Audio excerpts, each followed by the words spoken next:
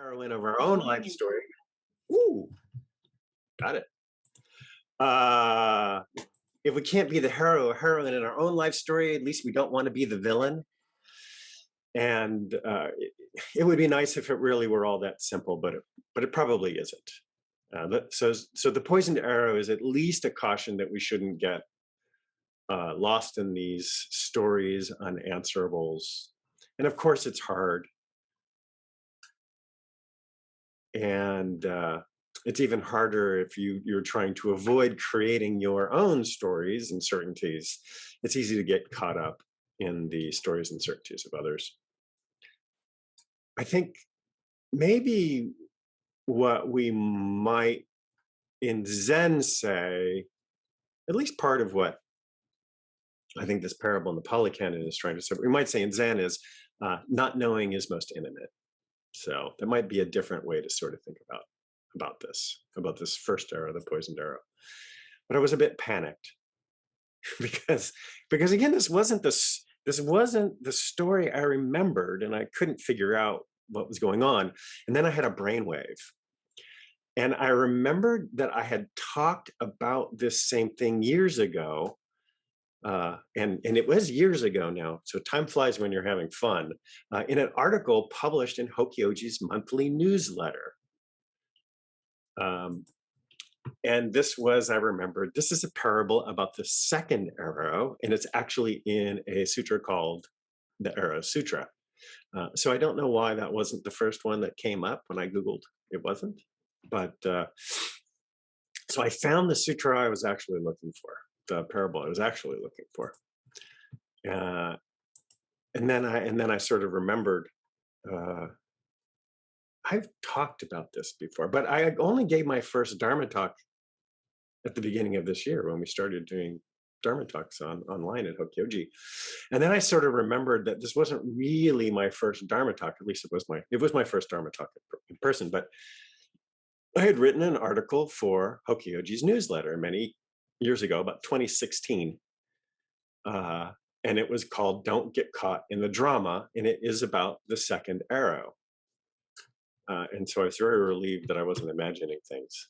And so it's really this sutra that's one of my favorites, although the poisoned arrow is a good one. I think it better explains, at least to me, the First Noble Truth. Better than the setting of the Dharma wheel in motion. So I'm going to read from that. Tensaro Bodhi now translates dukkha as stress instead of suffering. So I changed it all back to suffering. So here is that. Now this, monks, is the noble truth of suffering. Birth is suffering, aging is suffering, death is suffering. Sorrow, lamentation, pain, distress, and despair are suffering. Association with the unbeloved is suffering. Separation from the loved is suffering. Not getting what is wanted is suffering. In short, the five clinging aggregates are suffering. And this sort of same formulation can be found throughout the Pali Canon, Great Establishing of Mindfulness Sutra, and others. And I've never really quite liked the explanation to just, like, birth is suffering, life is suffering, aging is suffering, because people kind of go like, well, it's not suffering all the time. I remember when I was in graduate school the first time, this is a really long time ago, there were flyers on campus, and it was, I wish I had gone. This would have been before I became a Buddhist. And this would have American University. There was a flyer, and I remember it sort of vividly of this. It was a Korean nun, and I remember that it was probably done by the Korean Students Association, because there was text in Korean, but there was this nun, and she had a shaved head, and she just had this joyful, almost. I want to say it was kind of like a daring look on her face, and the title of the talk was "Life is Not Suffering." And my friend and I turned to each other. I go like, well, isn't that their gig? How can life not be suffering? I thought life is suffering was their gig. And so I wish I had gone, because then, who knows what would have happened, but I didn't. So I think that the Arrow Sutra is itself is more nuanced. We're told the Blessed One said, when touched with a feeling of pain, the uninstructed run-of-the-mill person sorrows, grieves, and laments, beats his or her breast, becomes distraught, feels two pains, physical and mental, just as if they were to shoot a man with an arrow. And right afterward, were to shoot him with another arrow, so that he would feel the pains of two arrows. In the same way, touched with a feeling of pain, the uninstructed run-of-the-mill person sorrows, grieves, laments, beats his breast, becomes distraught. So he feels two pains, the physical and mental. And then it goes on. Now, the well-instructed disciple of the noble ones, when touched with a feeling of pain, does not sorrow, grieve, or lament, does not beat his breast or become distraught. So he feels one pain, physical, but not mental, just as if they were to shoot a man with an arrow and right afterward did not shoot him with another one, so that he would feel the pain of only one arrow. In the same way, when touched with a feeling of pain, the well-instructed disciple does not sorrow, grieve, lament, does not beat his breast or become distraught. He feels one pain, physical, but not mental. I kind of like, it's like maybe the well-instructed disciple knows to dodge the second arrow after being hit with the first one. So I always thought that was a strange construction. It's as if the second arrow weren't shot. It's like, maybe he just dodges it. So I went back. I'm going to indulge in something which I don't see often in the Zen tradition, but which is much more common in the Tibetan tradition, and that's auto commentary. So auto commentary is when you didn't get it right the first time. So in that article I wrote, so I went back to read it, and it was not horrible. It wasn't great, but it was weird because you're reading back on these things, and so I start off with this story which says it's 1 p.m. on a Saturday. I'm about to run errands. I was escorted to the door by my dog and Max, a dog I've been watching for Friends. And just as I was about to leave, I got a text. Max's owners wanted to pick him up at 2. I didn't think I was going to do that to 3:30. And they were okay with waiting. But now I had to finish my errands at a given time. Then I was driving out. So it's like there's this whole story of just how annoyed I was by I was annoyed that my errands had to be time boxed. And then it goes on that I was driving a town over. I live in a very rural community. And so at the time, we've gotten a little better. We've got more few things. When I had to run errands and get like chicken feed and stuff, I had to go to a different town. And I was still teaching at the time, university, as well as software engineering. And I hate grading. It's sort of the Anna Karenina problem, because all correct answers are correct one way, but all incorrect answers are incorrect in their own way. And you have to sort of explain to the student. So there's just a lot of work in terms of explaining why something is wrong, and then you feel bad. And so I don't like to do grading, but you have to do it. So, but this is sort of the point. This is the point of my story, is like, rather than just grading, which is painful, the first arrow, I also added a second arrow, which was, I hate grading. Why do I do this? Why do I hate grading? I got annoyed by somebody in traffic. They're just big letters on the ground that say, do not block driveway. So I was sitting at the traffic light, and of course, people were blocking the driveway. It's like, why can't they read? I don't remember any of this today. Of what apparently consumed me to such a degree that I put it in a Dharma talk. I have no recollection of whatsoever. which is, I suppose, a good thing that all of these things sort of, diminish in our mind. But it got me to thinking about, like, am I still doing this? Like, this is 6 years later, 5 years later. Um, and I had to concede that I was a little better about it. Not perfect by any, I have a new job, a new old job. I went back to work, and my boss is, it's a very good boss. You're a good boss, James, in case you ever see this.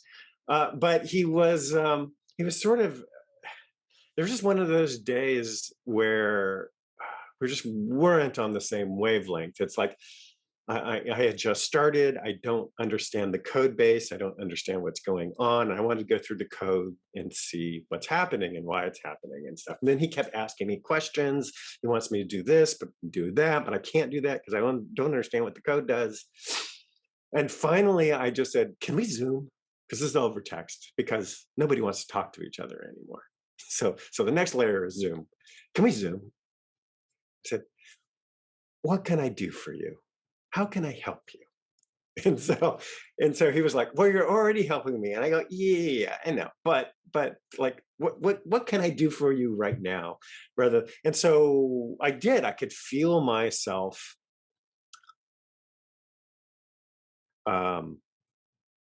stopping. Well, so I pulled the second arrow out. Maybe I didn't stop the second arrow, but I pulled the second arrow out. And so I mean, I have to sort of, maybe a little bit better in the intervening 6 years.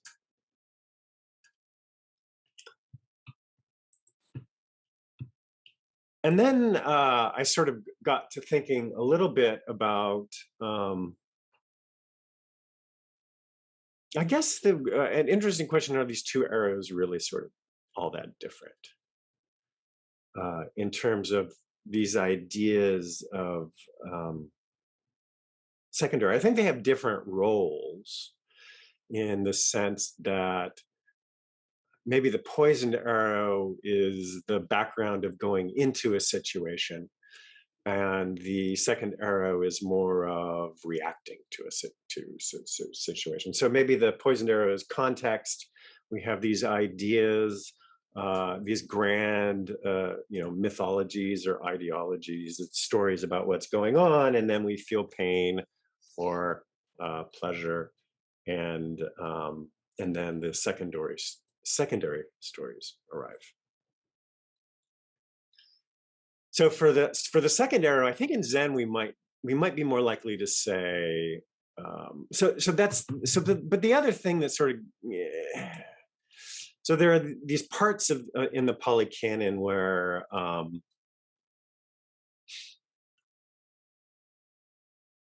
you just think that they basically, it's difficult to come to the conclusion that they don't just think existence is just all a horrible mistake. And I think they do. I don't know if that's entirely true. I don't see it everywhere, and maybe it was layered on later for to make sort of rebirth, reincarnation, nirvana. But I mean, if nirvana is peace, and whatever that may or may not be, at least in the context of early Buddhist thought, it's got to be something outside the cycle of birth and rebirth. And I think we've come to maybe sort of a different understanding in the intervening 2,500 years.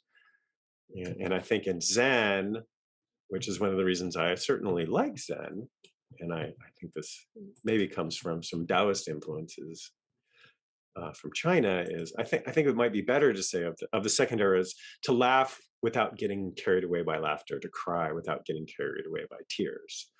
My dog died 2 weeks ago, and I cried. I would have to say I didn't lament per se, although I did have trouble with my check-in that morning. It was just a very unexpected, it was sudden. It wasn't unexpected, but it was sudden.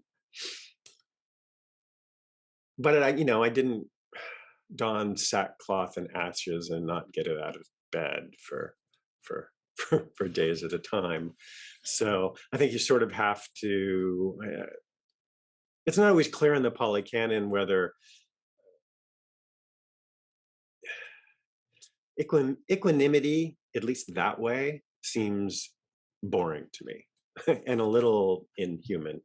So I do like sort of the Zen gloss to it.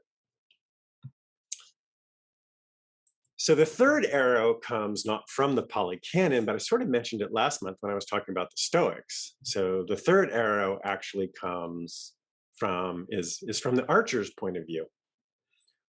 So the second arrow is a little bit passive or reactive, or actually there's pain, and then it's the mental the stories we're talking about. We build up about that pain.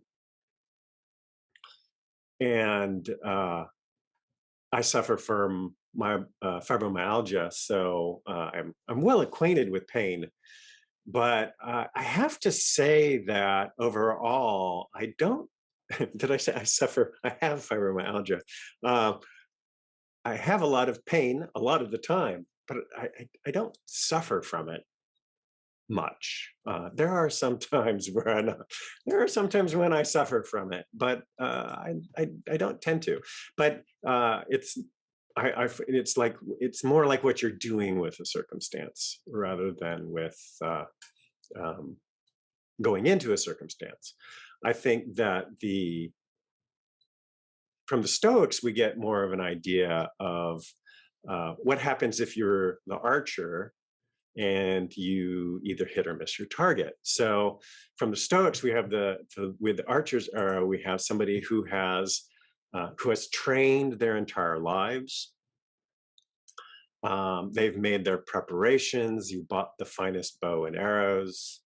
We could even flip the script on the poisoned arrow. And when we're talking about, it's like, I'm a merchant and against all odds, I've learned archery because of the class differences at the time. I wasn't allowed to learn archery, and I've taught myself in secret, or maybe somebody taught me in secret, and I've bought the finest bow, and I've done all the preparations, and it's all against all odds, I've become an archer. And at some time you find your target, you notch your arrow, you pull back your bowstring and you let go. And after that point, it is just simply out of your control. So it's a little more active point of view of what isn't in our control and sort of the stories and we might tell as a result of the pain or the pain that we suffer from missing the target. And I really do like the distinguishing pain and suffering. I don't think it always happens in the Pali Canon, but when I do like that distinction. So in Zen, I think we might say, put your bowl away, right? Do the thing at hand. You might trip on the way to the kitchen, but do what needs to be done without expectation of success or failure. I think sometimes we expect to fail too. And the Stoics also say it's basically, there's no use in suffering imagined pains. So a lot of times we suffer more in imagination than in reality. So it's all very hard to act without expectations of success, not even in big things, but in small things. And you plan your day and your day has other plans for you. So how do we deal with these arrows? Being aware of them certainly helps. And we can remind ourselves when thinking or acting. We can remind ourselves about the poisoned arrow. It's like, is this really what's going on? Or is there some sort of narrative here that makes me look good or looks bad or that I bought into? The second arrow, how am I reacting to this situation? Am I building up a story about either this pleasure or pain? And then the archer's arrow saying, I did what I could, it's out of my hands. But paradoxically, I think, and because this wouldn't be Zen if there weren't a paradox somewhere, these are lessons we this is training we acquire perhaps from shikantaza. When we sit, we leave our narratives behind. We don't indulge in narratives while we sit, and we don't expect results. So those are the 3 eras of shikantaza. And thus concludes my Dharma talk. Thank you.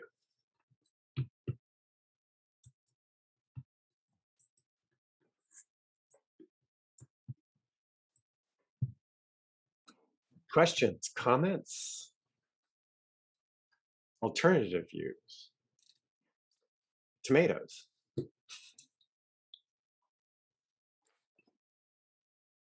Jushin, one translation now of suffering that's always been of dukkha, let's say, is that I'm growing more and more fond of is unsettling birth. I mean,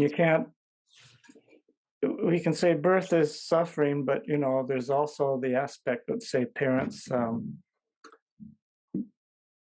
most concrete idea of birth is like the birth of a human being or an animal.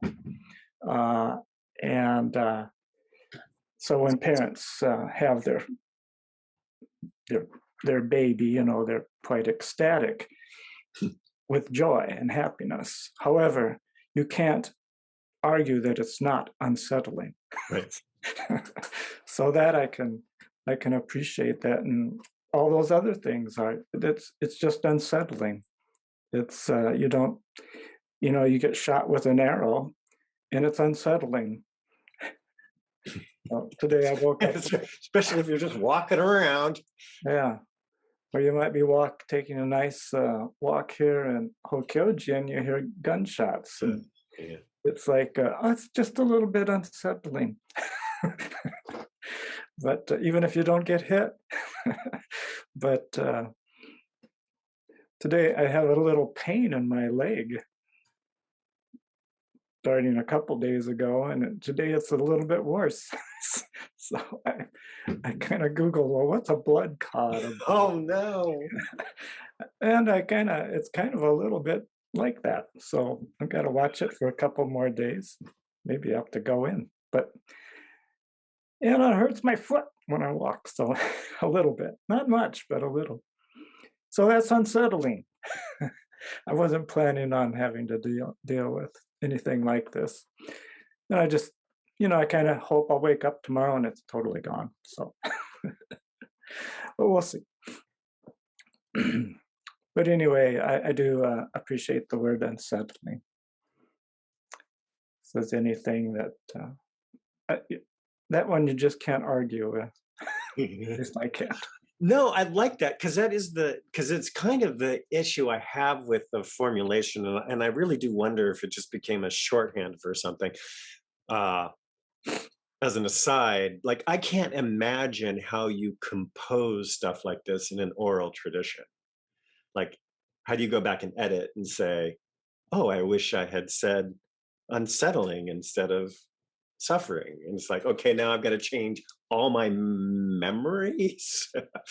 So how these come to be is really sort of interesting, or whether maybe it's when it's written down that they actually really hit a final form. Although there's a lot of research that says that oral traditions are incredibly accurate to they've seen texts that move from one place to another in oral traditions, and then 500 years later are still virtually identical. But it's the whole is thing. It was like birth is suffering. It's like, well, there was suffering, and there's also joy. So unsettling. You could also say maybe more of a tongue-in-cheek Zen way of saying, life is surprising, birth is surprising, death is a surprise.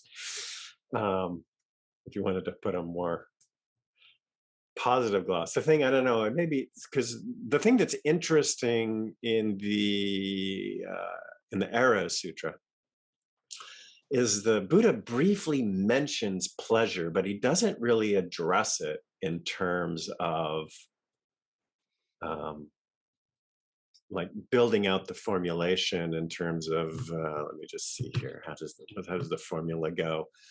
The formula goes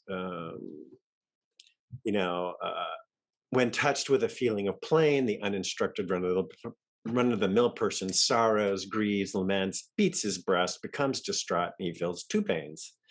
But I've always sort of like, what's the similar thing if we're separating out pain and suffering? We say when touched with a feeling of pleasure, the uninstructed run-of-the-mill person does what? Do they, jump for jump for joy, become intoxicated, maybe become intoxicated? Yeah, I've never quite. I've tried a number of times to figure out what's the if pain and pleasure are not in and of themselves, to be avoided or bad, and what's is it just the transitoriness of pleasure that's the suffering, or is there some other that's why I talked about sort of the Zen, to laugh without getting carried away by laughter, to cry without getting carried away. It's the carried away part that I see in the second era. Uh-huh. Well, thank you, first of all, for being patient with my mistakes. I'm intrigued by your the questions you raise, for yourself. Uh, I I th- I think what's really comes through for me in my own practice is it's not personal. It is the view of that there is a person, that there is uh, a labeling of pleasure and pain that plays a role in forgetting. Like when you were talking about the third arrow, I thought, well, how do you switch from being the victim to the harmer? And all of a sudden I realized it's not personal. There isn't separation. There is the teaching, and to just kind of hang out. I mean, part of my forgetting problem is that I dropped my iPhone into the porta potty yesterday. Oh. And it was a vivid moment. But what helped me was a phrase that is repeated a lot in the Pali Canon, which is, so it is. So there was this process of reaction, I'll call it, or at least some kind of plop, what, kind of a thing.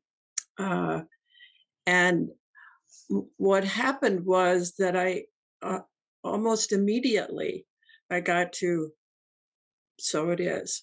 So it's like, no, I don't think this is retrievable. The next step is not diving into the porta potty with a fishing net or something like that.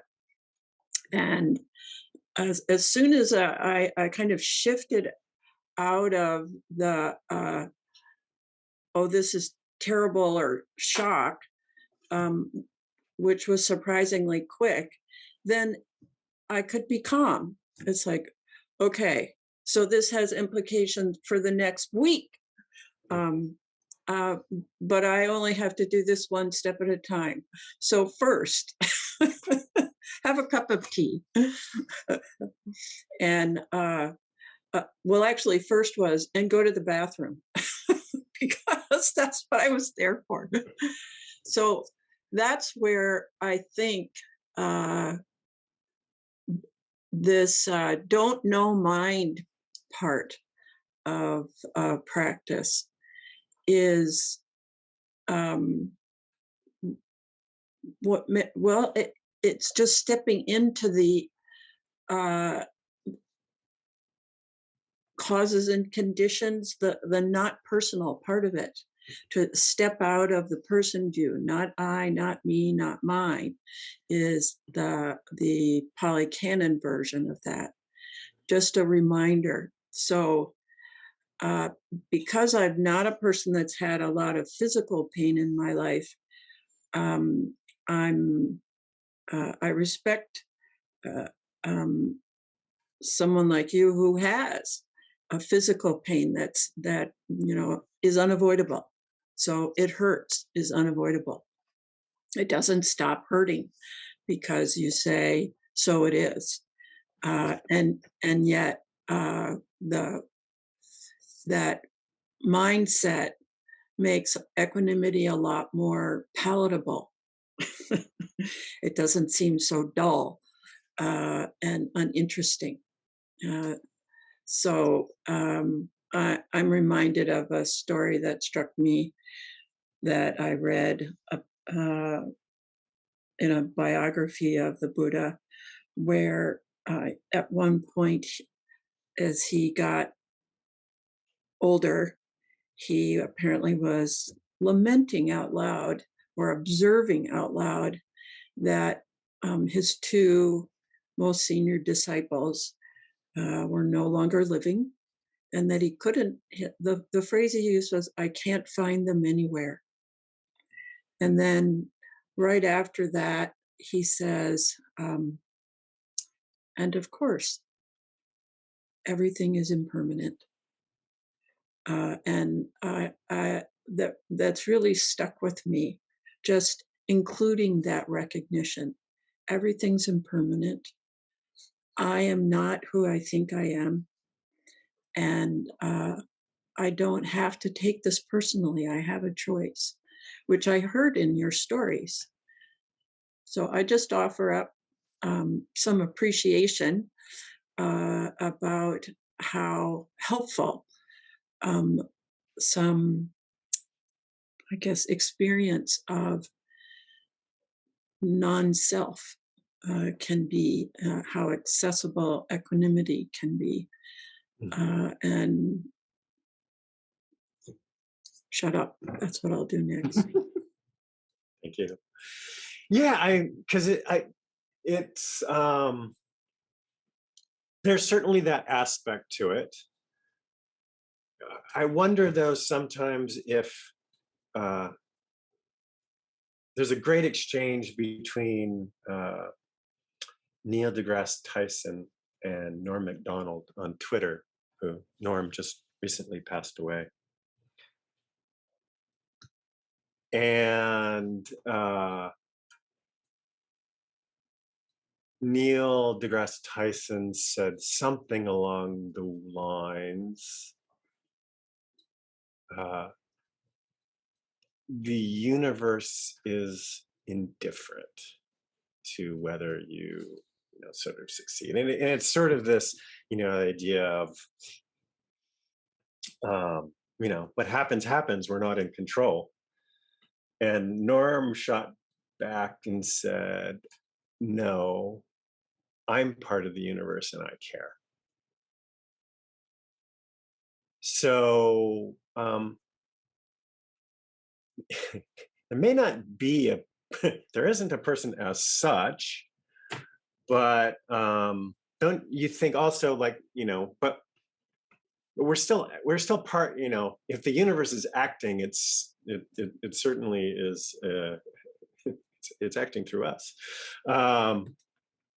And so you also have to take care of the other, there's kind of almost an other half there in terms of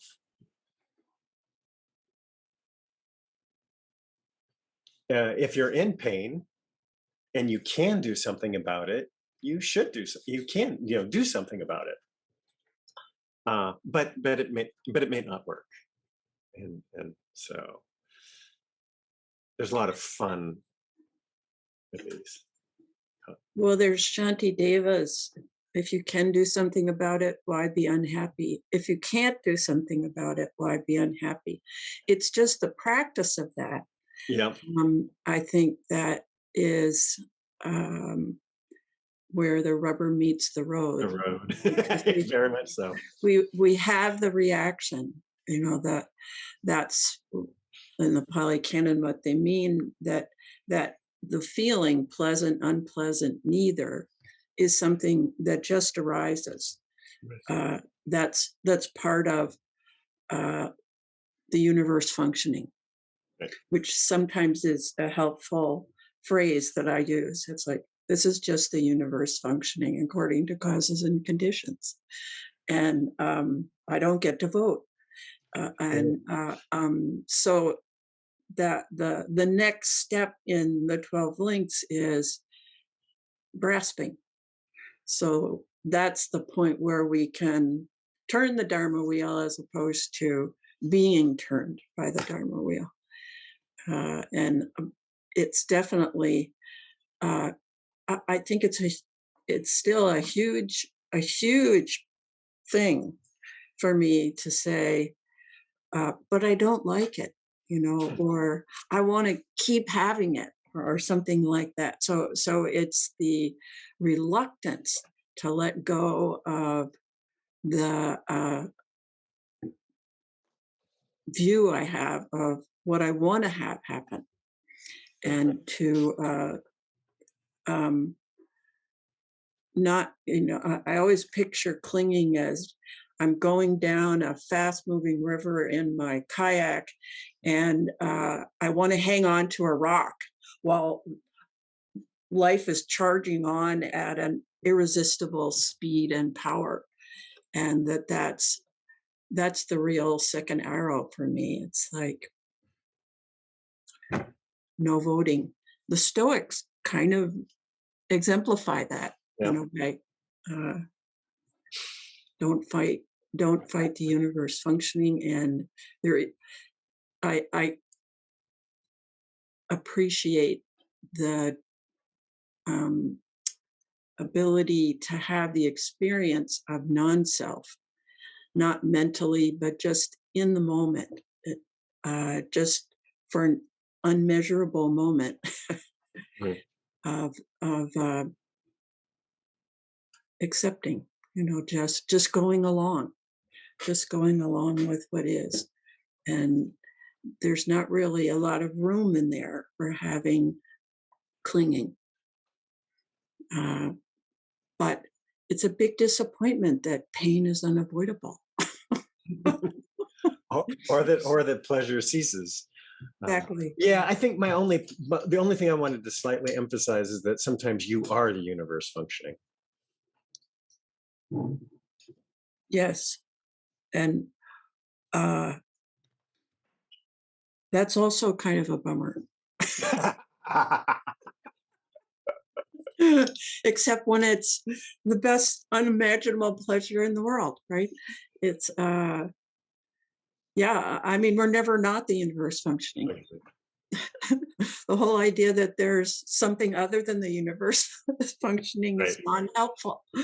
But that's an intellectual problem that actually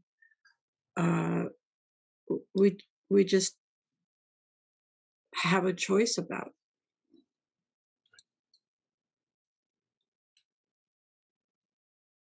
It's it's just that's what's happening in the moment, is the I'm not liking it part. I like the phrase that I forget who assigned. I think it was a modern American teacher who said, uses the phrase, "Thank you for everything. I have no complaints whatsoever." Or another way is, and my life is blessed. So it's kind of bringing in the pleasant part that we're leaving out when it's pain, and remembering the unpleasant part when we're immersed in divine pleasure.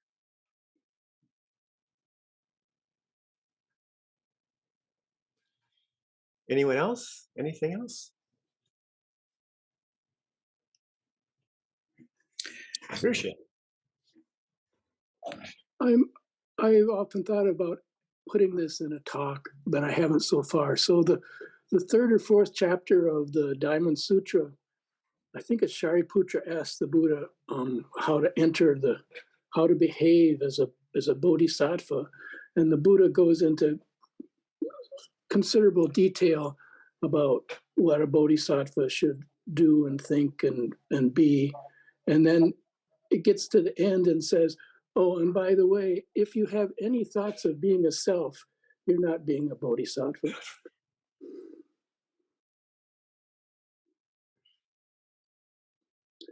So just kind of that sets you up and then pulls the rug out. I mean, that's the way this stuff works.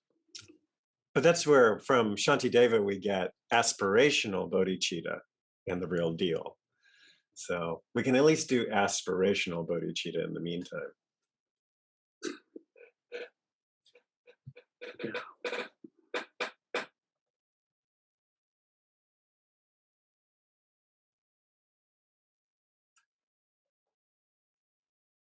Anyone else?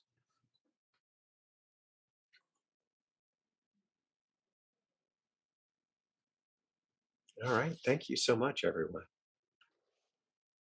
Thank you so much, Jushin, for your talk, your energy, and volunteering so soon again, and having a title. Not in time. And thank you all for being in the audience. That's a very important part of giving a talk. We are going to have a talk next week from Tim Masachek, our chairman of the board. So you hopefully will be able to make that. I want to mention that we have a very intriguing men's retreat being offered by Mark, whose name I'm blocking on at the moment, and Bob Ziglovich, who are two Dharma brothers of mine. And I'm very excited for all the men that may contemplate going. I think it's going to be quite a wonderful experience, a very unusual experience. So I encourage everybody. Roger, I was thinking about sending you a note about this. So this is the official note saying, you might want to do this.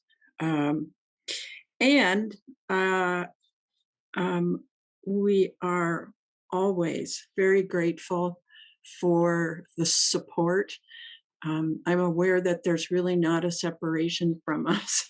We're supporting ourselves when we uphold and support Hokyoji, which benefits us all.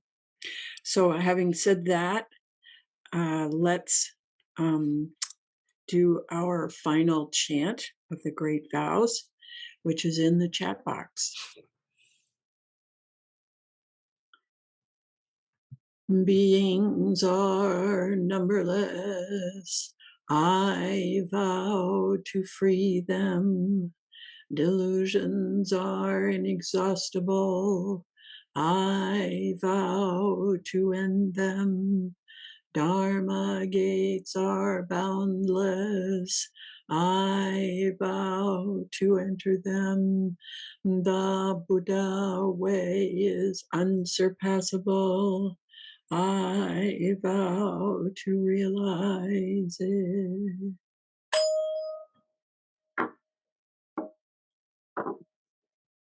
May your day be filled with the adventures of life just as it is. Being a participant in a construction and not separate from the universe that functions.